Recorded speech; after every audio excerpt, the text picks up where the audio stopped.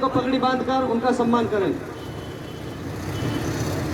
ये शंकर मोहम्मद चंदेनी और सुबत नंबरदार चंदेनी, ये हमारे ओम प्रकाश गुप्ता जी जो संगठन मंत्री हैं साउथ जोन के, उनका पगड़ी बांध से चल के अभी आप लोगों के बीच में पहुंचने वाले हैं। जब आएंगे तो उनका जो है पगड़ी बांध के सम्मान। सबसे पहले मैं चाहूंगा कि हमारे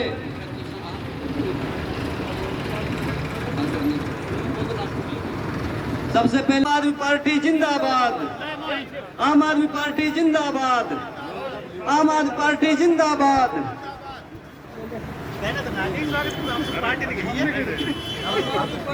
जिंदाबाद आम आदमी पार्टी, जिंदाबाद आम आदमी पार्टी, जिंदाबाद। और इससे मुझे पता लगता है और महसूस होता है कि मेवात बदलाव चाहता है। मेवात बदलाव चाहता है।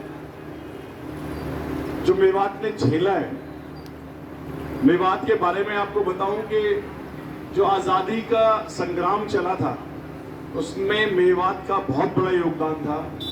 मेवात का आदमी कंधे से कंधा लगा के अंग्रेजों से लड़ा था। सबसे पहला जो 1857 का बिगुल बजा था तो राव तुलाराम जी के साथ यहां से सबसे ज्यादा सैनिक गए थे, वो मेवात के थे। मैं आपको बताना चाहता हूं साथियों, इस देश के जो हालात हैं वो हालात आप सभी को पता है। देश को जिस प्रकार से भटकाया जा रहा है, असली मुद्दों से हटाया जा रहा है, वो आप सब अच्छे तरीके से जानते हैं। मैं तो आपको एक शेर के माध्यम से बताना और समझाना चाहता हूं कि देश में चल क्या रहा है और हम लोग चाहते क्या हैं। इस मुल्क में है आवाजें दो, इस मुल्क में है आवाजें दो, एक हमारी एक उनकी, उनका मतलब बीजेपी वालों की। इस मुल्क में है आवाजें दो, एक हमारी एक उनकी। हम कहते हैं इंसानों में इंसानों का प्यार रहे, हम कहते हैं इंसानों में इंसानों का प्यार रहे। वो कहते हैं हाथों में त्रिशूल रहे, तलवार रहे। हम कहते हैं जैसा रामराज में हुआ वैसा ही हो। वो कहते हैं हंगामा होता है तो होने दो, इस मुल्क में है आवाजें दो, एक हमारी एक उनकी। ये आपको तय करना है, आपको कौन सी आवाज चुननी है। क्या आपको मोहम्मद साहब के दिखाए हुए रास्ते पे चलना है, जो उन्होंने बोला कि चीन तक जाना पड़े तो शिक्षा ग्रहण करो। अगर शिक्षा ग्रहण करोगे अपने हक की लड़ाई लड़ सकते हो, अपने हक मांग सकते हो। अगर आप अपने हक मांग सकते हो तो अपने समाज का भला कर सकते हो। उसी रास्ते पे अरविंद केजरीवाल साहब चल रहे हैं। आप दिल्ली में जाके देखो, वो नन्हे मुन्ने बच्चों को जो अपने हाथों में किताब लेके चलते कितने सुंदर लगते हैं, और एक बीजेपी वाले उन्हीं बच्चों को त्रिशूल और तलवार देना चाहते हैं। आपको तय करना है कि आपको मोहम्मद साहब के रास्ते पे चलना है, अरविंद केजरीवाल साहब के रास्ते पे चलना है, या बीजेपी के दिखाए हुए पद चिन्हों पे चलना है। आपको तय करना है। ये आपको तय करना है कि आपको अच्छे स्वास्थ्य सुविधाएं चाहिए या फिर जात धर्म और आदमी के पीछे चलना है। आपको तय करना है। मेवात के अंदर बहुत ऊर्जा है, यहाँ के आदमी में बहुत ऊर्जा है, जो शरीर है बहुत ताकतवर है, लेकिन ज्ञान यहां तक नहीं पहुंचा है। यहां के जो भी नेता रहे हैं उन्होंने यहां की जनरेशन को आगे बढ़ने नहीं दिया है। मैंने 2009 का यहां का इलेक्शन देखा बहुत करीब से मेवात का। जब इलेक्शन राव इंद्रजीत यहां से जीत गए, उस टाइम कांग्रेस में था मैं, तो कोई भी फोन ये नहीं आया कि मेरे बच्चे को नौकरी लगा दो। फोन सिर्फ एक ही आता था, आज हमारे यहां से यहां झगड़ा हो गया, इस वाले थाने से हमें बचा दो, ये वाला एसएचओ हमें परेशान कर रहा है। इसके अलावा कोई नहीं, कोई एक भी फोन नहीं आया, क्योंकि शिक्षा मिली नहीं। शिक्षा मिलेगी तो आगे हक मांगेगा ना आदमी। भाई नौकरी मांगेगा कब? जब पढ़ेगा लिखेगा। तो ये दौर अब बदल चुका है, मोबाइल फोन का जमाना आ चुका है, हर आदमी को जानकारी है। पहले तो कोई भी एक नेता कुछ बोलता था ना, उसी के पीछे सब लग लेते थे, लेकिन अब हर किसी के पास कुकर्म कर रहे हैं। भगत सिंह बोल के गए थे, हमें ऐसी आजादी नहीं चाहिए जहां लूट हो फरेब हो, ये गोरे अंग्रेज जब चले जाएंगे तो काले अंग्रेज आएंगे और वो तुम्हें लूटेंगे, वही तुम्हें अपना गुलाम बना के रखेंगे। और वही हुआ है 75 साल से इस देश के अंदर। पहले राजाओं ने गुलाम बनाया, फिर अंग्रेजों ने गुलाम बनाया, अब काले अंग्रेजों ने आप लोगों को गुलाम बनाया। वो आपस में दो गुंडों को लड़ाते रहते हैं और लड़वा के थाना पुलिस करवाते हैं, लेकिन कोई भी ये नहीं बोलता अपने बेटे को पढ़ा, अपने बच्चे को पढ़ा, इसे नौकरी लगानी है मुझे। तो इस राजनीति से मेवात को निकाल के और शिक्षा की राजनीति की तरफ हम सबको लेके जाना है। जब तक युवा शिक्षित नहीं होगा आगे नहीं जा सकता।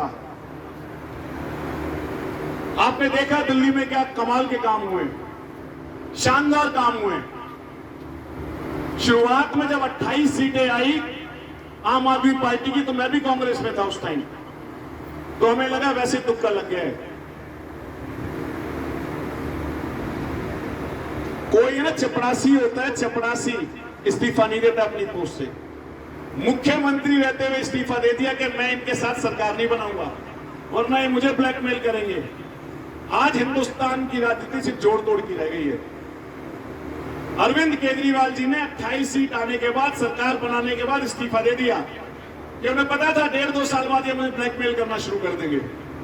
अगली बार लोगों को समझ आ गया आदमी जीत सकता है। 70 में से 67 सीट थी, 70 में से 67।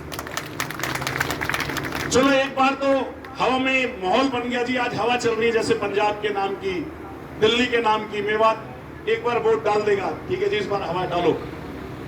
लेकिन काम अगर नहीं करोगे तो अगली बार आप ही भगाओगे उन लोगों को। और अगर थोड़ी बहुत जोड़ तोड़ हो भी जाए तो थोड़ी बहुत सीटों पे हो सकता है आदमी जीत भी जाए। ऐसा नहीं हुआ दिल्ली के अंदर। दिल्ली के अंदर अगला इलेक्शन आया 2020 का, 70 में से 62 सीटें मिली, 62। और जो 8 सीटें बीजेपी जीती है वो आप सबको पता है किस प्रकार का पहली बार दिल्ली में इलेक्शन हुआ। जो गंद हुआ है, जो गंद मचाया इन लोगों ने हिंदू मुसलमान के नाम पे, जो भाई से भाई को लड़ाने वाले पहली बार भाषण दिए गए, वरना दिल्ली में कभी भाषणबाजी इस प्रकार की नहीं जो 2020 के इलेक्शन में भाजपा ने की है। ये हरियाणा का हाल है। लोगों ने सोचा ही नहीं था पंजाब के बारे में कि पंजाब में ये रिजल्ट आ सकता है। यकीन मानना, एक मोबाइल रिपेयर करने वाला जो मोबाइल की दुकान लगा रखी थी, उसने मुख्यमंत्री को हराया। मुख्यमंत्री को, जो करंट का मुख्यमंत्री था। अगर यहां जैसे भाई की मोटरसाइकिल की दुकान है सामने और बोले जी ये यहाँ के जो बड़े नेता हैं उनको हरा सकते हैं, तो आपको यकीन ही नहीं होगा। लेकिन वोट किसके पास है? पब्लिक की और जनता के पास है, वो बटन दबा के हराती है। तो ऐसे एक मोबाइल रिपेयर कराने वाले ने मुख्यमंत्री को हराया। वहां बोलते थे जैसे यहाँ राज था ना चौटालाओं का, आपने तो खूब जिताया है, और आखिरी में जाके वो फिर बीजेपी की झोली में जाके बैठ जाते थे। लेकिन आपकी भी मजबूरी थी, करे क्या? एक बार कांग्रेस है, एक बार बीजेपी है, एक बार चौटाला है, कह रहे क्या ये सब एक ही है, अंदर से सारे एक हैं, सभी की साठगांठ है। बादल बोल रहे कभी हार नहीं सकते। बादलों के परिवार का एक भी आदमी इलेक्शन जीता इस बार, एक भी पंजाब के अंदर। बोलते जी सिद्धू आएगा तो ही पार्टी जीत सकती है वरना जीतेगी नहीं। सिद्धू इतना बड़ा नेता है, सिद्धू गया 3रे नंबर पर। और किसने हराया? थोड़े से दिन पहले एक एक्टिविस्ट थी हमारी, आम आदमी पार्टी से जुड़ी थी, अदना सी लेडी थी, उसने हराया 3रे नंबर पे। तो यही हरियाणा में होने जा रहा है। उन्होंने पढ़ाई से रोका नहीं है, उन्होंने जमात नमाज से नहीं रोका है। उन्होंने सब काम करो, 2 रोटी कम खा लो, कपड़े कम पहन लो, मकान 1 मंजिल का रख लो, कर्ज लो, चाहे कुछ भी करो, लेकिन अपने बच्चों को शिक्षित बना दो। बच्चों को शिक्षित बना दोगे तो राजनीतिक परिवारों की चौखटों पे आपके बच्चों को सर नहीं टेकना पड़ेगा। मैं तो ये कहता हूँ मेरे भाई। खाली चौकीदार हूँ, दरी बिछाने वाला। सारी पार्टी ने ड्यूटी लगाई कि भाई यहाँ करेंगे, मैं खुश नसीब हूँ। मेरे यहाँ आप सब कार्यकर्ता इकट्ठे हुए और मैंने आप लोगों की मेज़बानी करी, बस इतना। तो रोज अलग रेंज जाता ना, परेशान तो कुछ पता भी नहीं थी। आज काफ़ी मेवात में कार्यकर्ताओं के लिए बैठक ली है, क्या कहेंगे, क्या निर्देश दिए कार्यकर्ताओं को, क्या क्या तैयारियों को लेकर साथ है मेवात में हरियाणा में? देखिए, बदलाव की लहर पूरे हिंदुस्तान में चल चुकी है। हिंदुस्तान का आदमी जो अपने आप को ठगा हुआ महसूस करता था, बीजेपी और कांग्रेस ने इस 75 साल में जिस प्रकार से हिंदुस्तान को धोखा दिया है, हिंदुस्तान के साथ खिलवाड़ किया है, विकल्प के रूप में अरविंद केजरीवाल जी की योजनाएं और नीतियों को चाहता है और देश में लागू कराना चाहता है। पंजाब के अंदर जो जीत मिली है, उस जीत ने ये सिद्ध किया है, अब एक एक करके जहां भी इलेक्शन आएंगे, आम आदमी पार्टी से आम आदमी जुड़ना चाहता है और अपने भविष्य को बदलना चाहता है। मेवात के अंदर बहुत ऊर्जा है, ऊर्जा को बस सही दिशा नहीं मिली अभी तक। यहाँ जो भी परिवारवाद की राजनीति अभी तक हुई है, उसमें दो गुट बने और दोनों गुटों ने अपना अपना परिवार को तो मजबूत किया है, लेकिन मेवात को मजबूत नहीं किया है। इस बार मेवात जो है वो शिक्षित होना चाहता है, उसे हेल्थ की अच्छी सुविधाएं चाहिए, वो यहाँ पे बिजली पानी अपने अच्छे तरीके से दुरुस्त चाहता है, मुफ्त चाहता है, और बढ़ चढ़ के पार्टिसिपेट पूरा मेवात आम आदमी के साथ कर रहे हैं। महेंद्र चौधरी जी थी अन्य लोगों को भड़काऊ जैसे बयानबाजी कर लोगों को उकसा रही है, तो क्या कहेंगे इसके बारे में? देखिए, ये तो बुरा हाल कर ही रखा है। एक समुदाय को दूसरे समुदाय से लड़ाने का काम अंग्रेज़ों ने भी किया है। अंग्रेज़ों ने 1857 के अंदर जब पूरा एक साथ होकर हिंदुस्तान खड़ा हुआ और अंग्रेज़ों के खिलाफ कंधे से कंधा लगा के लड़ाई लड़नी शुरू की, तो अंग्रेज़ों को समझ आया इनको अलग करना बहुत ज़रूरी है। तो भाई से भाई को लड़ाने का काम अंग्रेज़ों ने किया, आज भाई से भाई को लड़ाने का काम भाजपा कर रही है। भाजपा उन लोगों को मान सम्मान दे रही है, शॉल पहना रही है जो लोग दंगा करते हैं, दंगाई हैं। अभी अरविंद केजरीवाल जी के घर पे हमला हुआ, जिन जिन लड़कों ने हमला किया, कोर्ट की जमानत के बाद वहाँ के प्रदेश अध्यक्ष उनको शॉल और मालाएं पहना रहे हैं। तो वो दंगाइयों को खुद ही उकसा रहे हैं कि दंगा कीजिए, हम आपको प्रोत्साहित करेंगे, आपको पद देंगे और आगे लेके जाएंगे।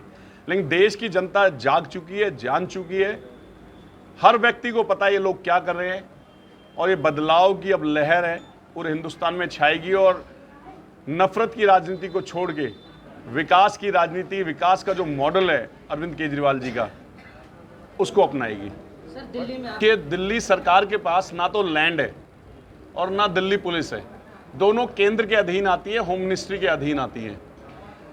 तो ये तो एक है ना, मेरा कातिल ही मेरा मुंसिफ है, मेरे हक में फैसला देगा। तो मुंसिफ ही जब कातिल हो जाए, जब दिल्ली पुलिस ही कातिलों के साथ खड़ी हो जाए, तो होना क्या है, दंगे ही होने हैं। वरना उन्हें पता है कि धार्मिक जुलूस निकलने हैं, रमज़ान का महीना है, तैयारी उस तरीके से उनकी होनी चाहिए। ओपन दंगाई पिस्टल लेके घूम रहे हैं, ओपन